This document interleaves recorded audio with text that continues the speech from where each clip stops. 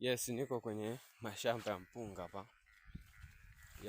Naangalia mpunga na maendeleo ya mpunga katika mashamba kama unavyoona hivyo. Kwenye screen inavyoonekana, hiyo ndio hali halisi ya mpunga jinsi ilivyo. Hiyo ndio hali ya mpunga jinsi ilivyo. Nimefika hapa kwenye kiti cha kifalme hapa. Kama unavyoona, hii ndio sehemu maalum ya kujikinga na kupata kivuli. Wow. Ngoja na mimi nikae kwenye kiti hiki maalum. Yes. Napumua na kupunga upepo majira haya asubuhi, wakati ndege bado hawajaanza kuwa wingi. Wow. Kwa hiyo ndio mpunga huo.